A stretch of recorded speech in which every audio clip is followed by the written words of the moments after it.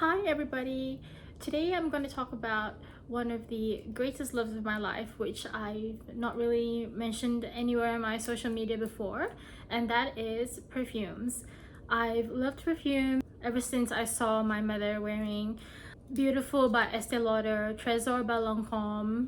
As a child, she would wear these perfumes and spray them on as she was getting ready to go out, and I've always associated perfumes with being romantic because my father would sometimes buy perfumes for her too. So I sort of had this love for fragrance imprinted onto me as a child, and it's never gone away, and I don't think it ever will. I enjoy them so much. I started with my first ever fragrance as a 15-year-old, and it was by Nina Ricci in kind of like a green spirally looking bottle. I've kept all the bottles of perfumes I've ever had, so once they're sprayed out, they don't go in the bin, they go into a shoebox. So I've got multiple shoeboxes of empty perfume bottles. I just keep them because usually, like for a 50ml or 100ml bottle, it takes a year or more to get through, especially because I usually have multiple perfumes on the go at the same time. And I feel like for something that has given me so much happiness over that time, I can't just throw it away. So I've shown you my current cooler weather collection, is what I'd call it. So I divide my perfume collection into what I would wear in the cooler months and what I would wear in the warmer months in where I live in Brisbane, Australia. And the line between cool and warm for me is when it's maximum 30 degrees predicted by the Bureau of Meteorology. So if it's up to 29 degrees, that's cool for me, and 30 degrees or more, maximum predicted temperature by BOM, 30 degrees or more Celsius is warm. So we're looking today at the cool collection. We'll start off with Jo Malone Frangipani Flower Cologne. I won't say too much about this because it's not currently available anymore. And this one I bought in 2019, and so it's been a few years and it's reaching the end. You can see that there's not much left. And what attracted me to this was, one, the color of the bottle and the shape of the bottle is really beautiful. I think a lot of the Jo Malone perfumes have this sort of bottle. And at the time that I bought it in July 2019, it was limited edition. And I loved it, and I thought, well, this can be my Auckland holiday perfume. That's a tradition that I've had for the past few years, where as a way to curb my perfume spending, because at one point I had like 30, which is ridiculous, right? Which meant I'll never get through any of them, because how many sprays can you spray on yourself per day? So as a way to curb the spending, I gave myself special occasions where I could buy a new fragrance. And one of them is if I was going on holiday somewhere, I would buy a trip perfume. So that would be the perfume that I associate with my trip, and sometimes it would be the only perfume that I would wear for that entire trip. So this was the Auckland trip perfume. I actually bought it in Brisbane because I was Googling and it looked like it was going to be more expensive in Auckland, and I thought, well, what's the point of buying it in Auckland if it's more expensive, right? So I bought this in Brisbane. So let's give it a spray. So this makes me very happy because it smells great, and Frangipani is one of those flowers which is very common in my hometown when I was growing up, and it reminds me of the sun. There's just something solar about it.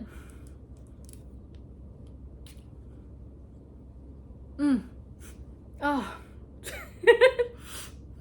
it's like the beach and suntan oil, and it just makes me so happy. It probably not really the kind of smell I would associate with being in Auckland, like, because that's a city. It's more a smell that I would associate it being on the beach. So maybe that was a little bit out of sync, but it's made me very happy for quite a few years. So I'm looking at fragrancenet.com, which I think is a review site, and it says the perfumer is Marie Salamange, and the top notes are lemon and solar. So I don't actually know what they mean when they say solar, but solar for me means I feel the sunshine in the perfume, and I really don't know how to break it down more than that, because the sunshine doesn't actually smell of anything, not that I can smell anyway, but it is actually a perfume note, solar. Middle notes frangipani, jasmine, and ylang ylang. Base notes sandalwood and benzoin. But I'm taking these notes with a pinch of salt because it's not available on Jo Malone website. I prefer to go to the actual brand's website to find out what the notes are, and we can't do that at the moment. So next is Florabotanica by Balenciaga. So this one was on my list for a very long time, maybe even a decade. Like, it was one of those that I either couldn't find or I was distracted by some other perfume at the moment, and so I don't know what triggered it, but one of the birthdays in the past few years, I was like, I think I was Googling it, and there was like talk of it being discontinued. And it wouldn't be the first time that I missed out on a perfume on my list because I waited too long. And so I thought, oh no, I'm gonna have to get this perfume before it actually is really discontinued. And I found it on one of the pharmacy websites. Might have been Chemist Warehouse. And they had it, and I was like, okay, I'm gonna get it. I don't like to buy perfumes online, but there was no other option. So I ordered it, and it was one of the birthday presents for myself. That's another tradition. I can buy a perfume for my birthday. That's one of the limitations I put to curb the spending. So yeah, this is like, oh, another one which makes me so happy.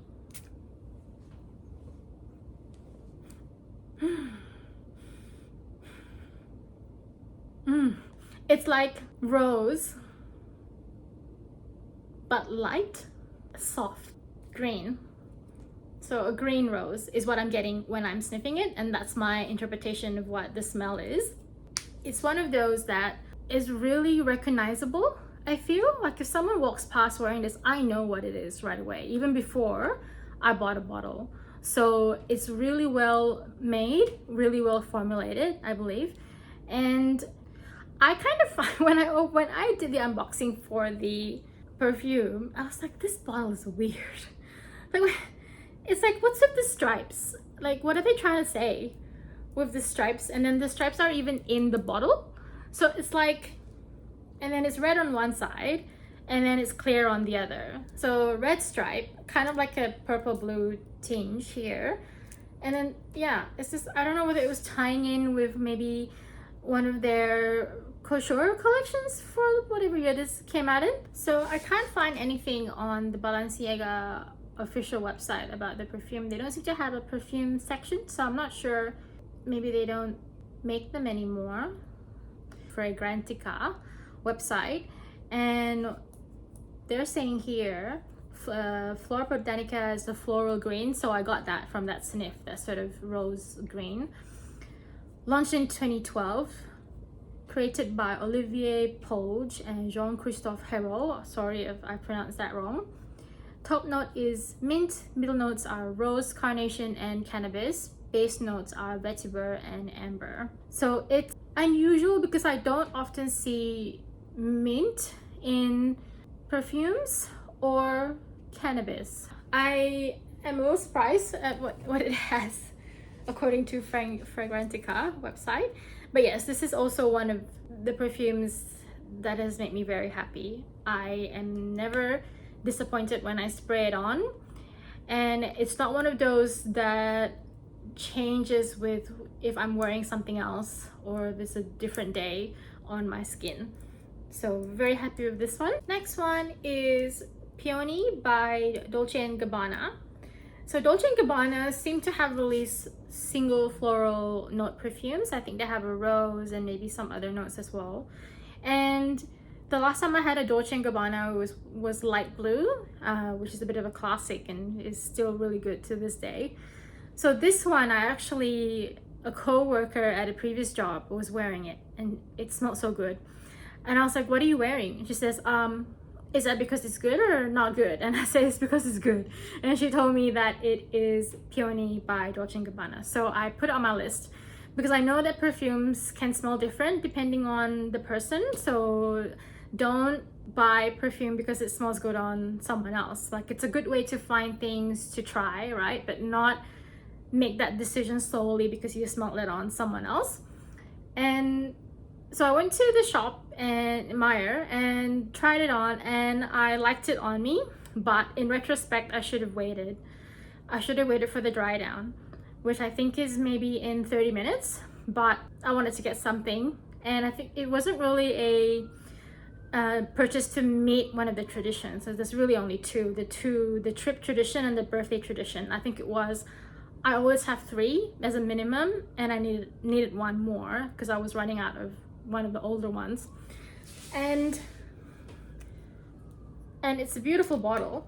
I mean, look, stunning. There isn't really a bottle like this, or not at the time that I was shopping anyway. And a beautiful lavender kind of tinge, which kind of doesn't really go with what I think the peony color is, but maybe pink was already taken by another one of their soliflores. So let's spray this.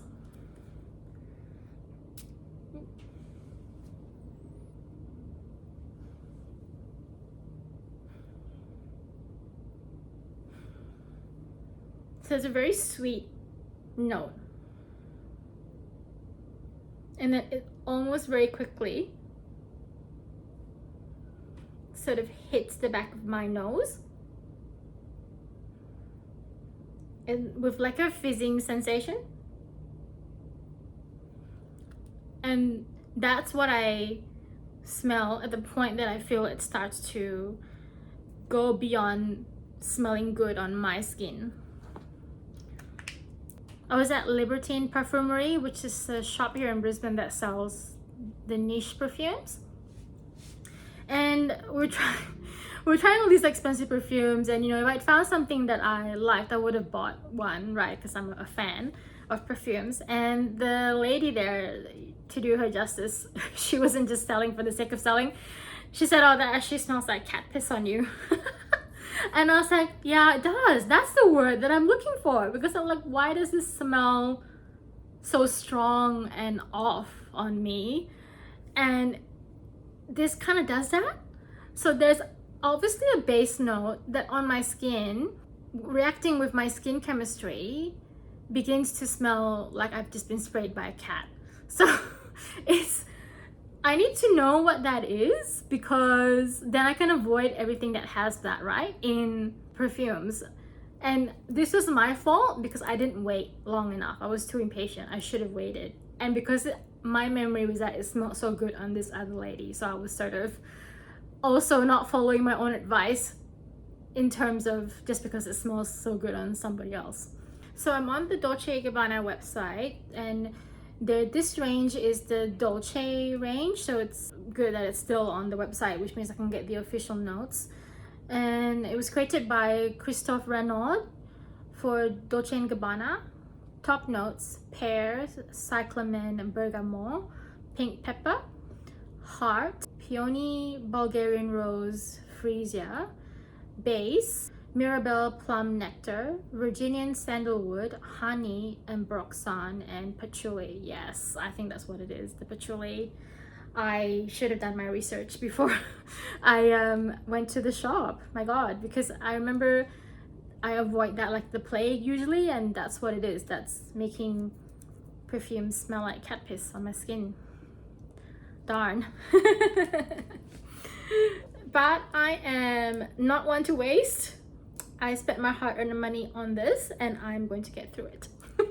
Next is Osmanthus by Acqua di Parma. This is my third, I believe, Acqua di Parma perfume in my lifetime of buying perfumes.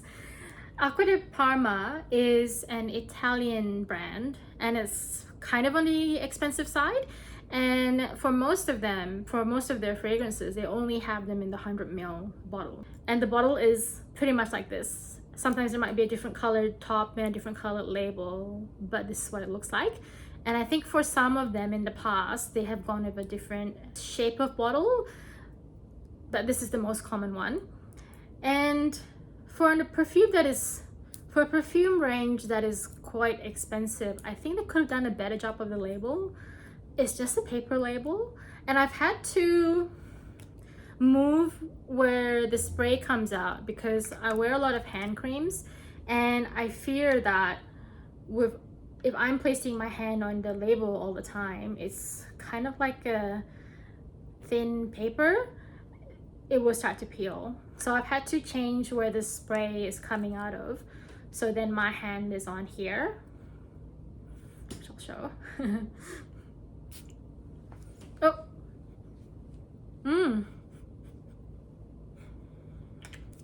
So this, when I picked it up, I think there was a range. I bought this in Sydney, the Sydney Myer. No, I bought this in David Jones. Sorry, I'm wrong. I was in Myer, but the lady who I got referred to serve me gave me resting bitch face, and I was like, this is almost $400. I'm gonna go buy it somewhere else. I don't need to deal with resting bitch face when I'm trying to spend money, right? And I went over to David Jones, but while I was looking in Myer, I noticed that it seemed to be part of a collection within Acqua di Parma, and I really loved how it smelled. It's similar to Frangipani in that they're both white flowers. So there's something about white flowers that makes me think of sunshine, and this also makes me think of sunshine. It's just magic. It's one of those where I'm somewhere else when I spray it. It brings me, I feel like, to some mountain in China, and I'm under an Osmanthus tree with the flowers falling down on me. That's what this feels like when I spray it. It's very much an evocative scent for me, and I love it so much. So I have no doubt I'll get through the 100 ml, no problem. And even look at the liquid. It's like they managed to capture it, the sunshine. So I'm on the Acqua di Parma website, and let's see what they say. Osmanthus is a sun-filled interpretation of the flower's deep and sensual notes. See, I can smell sun when the perfumer intends it. So, top notes: green mandarin neroli. Heart notes: peony, pink pepper, ambrette. Base notes: osmanthus patchouli. So the patchouli in this one, I don't notice. Maybe it's in combination with something else. Or is it a particular kind of patchouli that smells like cat piss on my skin? But this, on the official website, it says that there's a patchouli, but I don't feel it when I'm wearing this one. I just feel warm when I smell it after the dry down. Yeah, so this is another one. Apart from the label, I mean, I think they could do a better job for a perfume that costs $400, right? But the juice itself, let me see if I can find who the perfumer was. So no, they don't actually say on their website who was the nose that made Osmanthus or really any of their perfumes. So it might be one of those houses that they don't share those details. I think sometimes noses can be celebrities. I mean, not celebrities as in a celebrity who became a perfumer, but because of what they have made in their careers, they attain celebrity status. And perhaps some houses feel like that detracts from the experience of wearing the perfume. You know, because Olivia Polk, for example, was responsible for XYZ at Chanel. I have to think of that when I'm wearing one of those. So anyway, I'm just speculating. That's probably not why people don't share who the perfumer is at all. And the last one from the 29 degrees Celsius and under range is the newest edition. So this is the newest edition. Rose Alexandrie from the Armani Prive line. This was last year's birthday perfume.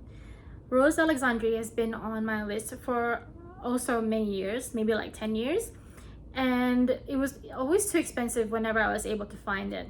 And this year, I thought I'm just gonna have to buy it regardless of what it costs, because I'm worried also that it's being discontinued because of how old it is, right? And they have a 50 ml, which I've noticed for the first time. I'm not sure when they started making 50 ml, and it was, I believe it was just under 200 maybe, so it was okay. That's fine for like a birthday present to myself, that kind of price range. And it's also one which makes me very happy. Let's give it a spray. So all the Armani Prive, all in that range, have this kind of pebble, what I would call a pebble shaped top.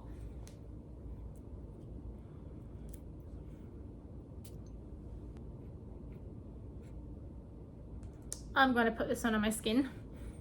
It's the last one, so I'm not going to be layering all the others on top.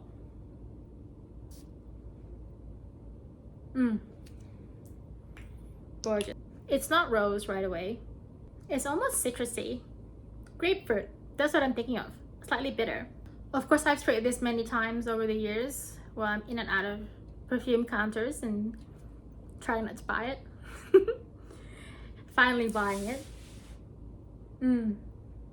Oh, incredible. So I don't know whether Alexandrie is meant to be a reference to Alexandria in Egypt, and whether this rose is sourced from that region of the world.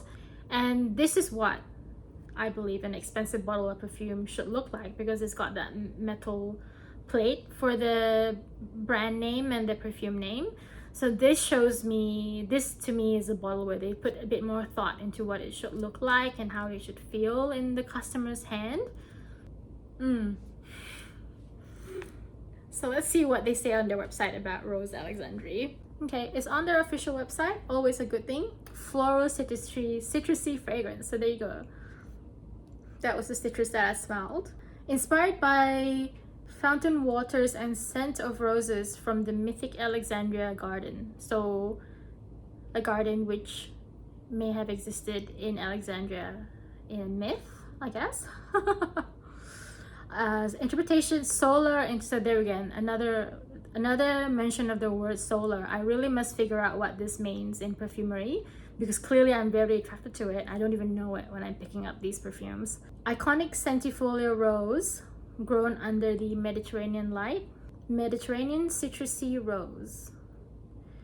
Bergamot, neroli. So that might be the citrus that I was smelling.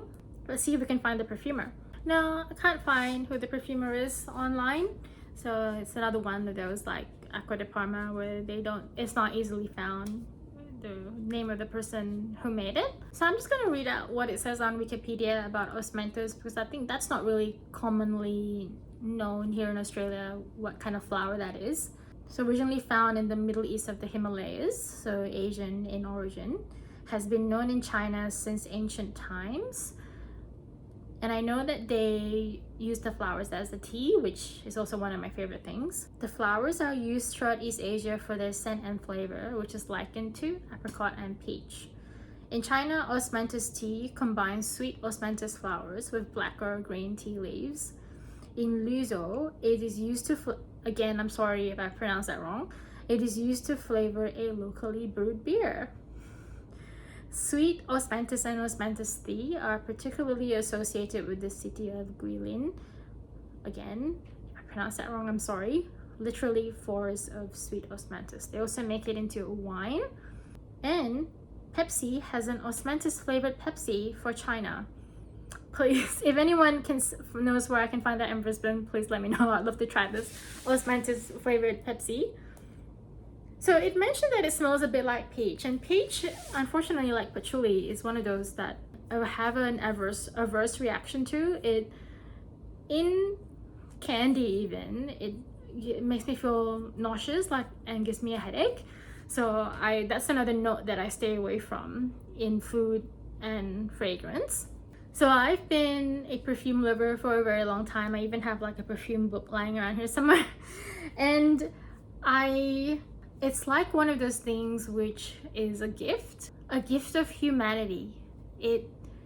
Somewhere in our past, someone put together a bunch of ingredients and produce a scent, which then people could spray on themselves and spread around all this happiness. And I feel so thankful for that person or group of persons who sat down and worked it all out, and how the spray should work, and the top, middle, and base notes, and even how does that even work, right? So it's something which I don't understand, like the process, but I'm very much a grateful recipient of the products. And I'll see you next time. Bye. Do you have so you can probably tell from my 29 Degrees and Under collection that I'm a big fan of rose. So rose is probably my first love, even though it wasn't really in my first perfume. It's been the note that I look for consistently all the time. And then number 2 is white flowers, jasmine, the Frangipani, the Osmanthus. I would call those all white flowers. And lately, I don't look for it, but I'm quite enjoying musk. I have a sample size of one of Juliet Has a Gun perfumes called Musk Incredible, I think. And I'm wearing that today, and I'm actually really enjoying it. And musk isn't usually something that I look for when I look for the next perfume. It's usually pretty much rose, white florals, and oceanic. Like Davidoff Cool Water Woman, that kind of vibe. Do you have a favorite perfume? Do you wear perfume all the time? If you have any recommendations, please drop a comment below. My name is Lisa. If you're new to this channel, I vlog mostly about my life here in Brisbane. This is my first perfume video. And since it's such a passion of mine, I'm hoping to continue making more videos on perfume. If that's something you're interested in, please consider joining us.